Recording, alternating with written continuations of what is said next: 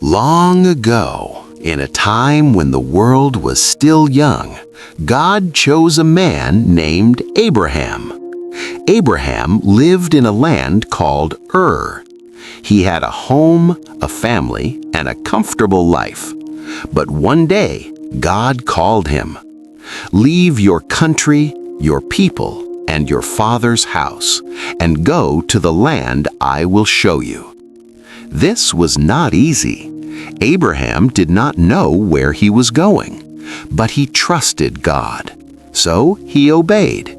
He packed his belongings, took his wife Sarah, and began a journey of faith.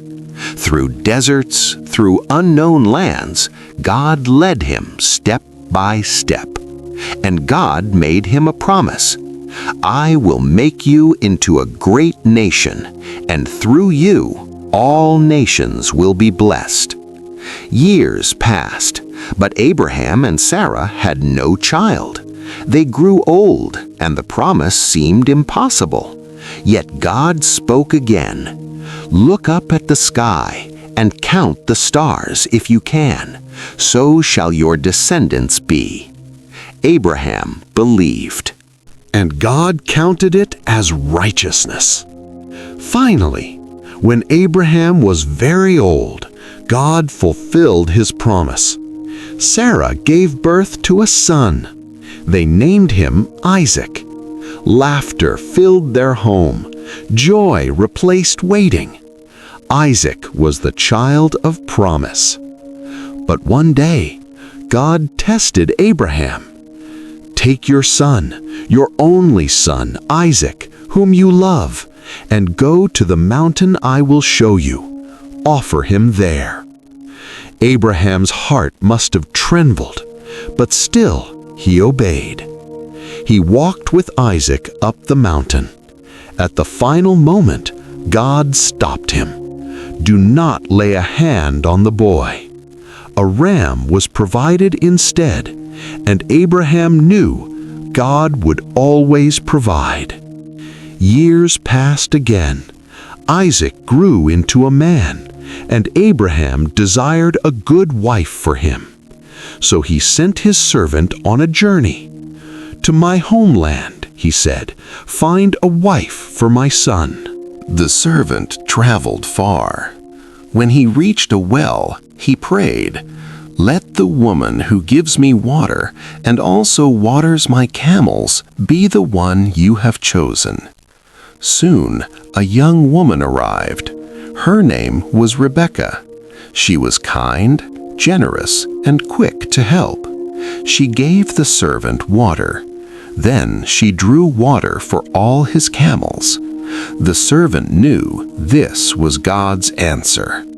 Rebecca agreed to go, and when she met Isaac, they were united. Isaac loved her deeply. Years passed, but like Abraham and Sarah, Isaac and Rebekah had no children. So Isaac prayed, and God answered.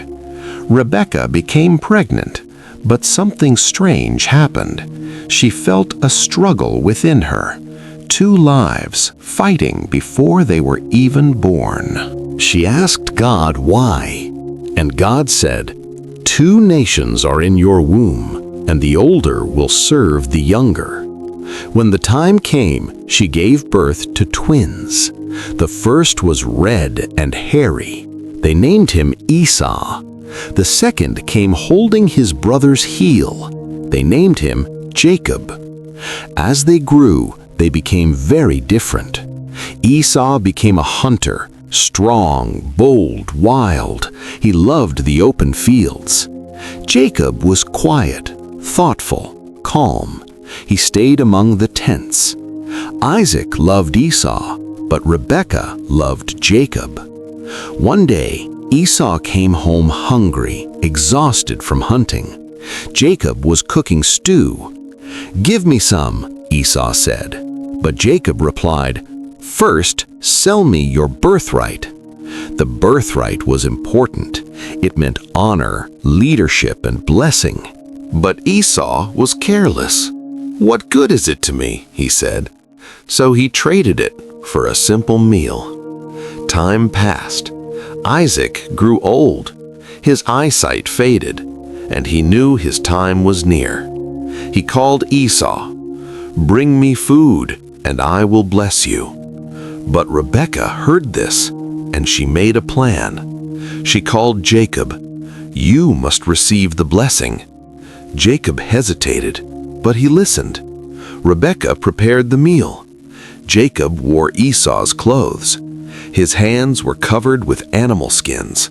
Then he went to Isaac. "My father," he said. Isaac questioned him. "The voice is Jacob's, but the hands feel like Esau."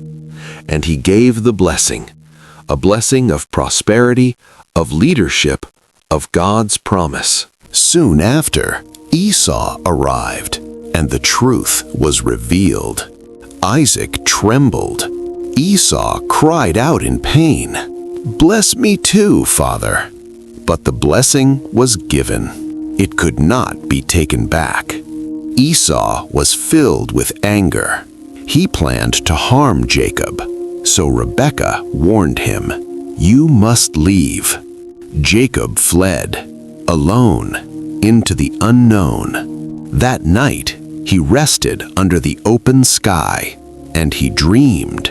A stairway reaching to heaven, angels moving up and down, and God spoke, "I am with you. I will not leave you.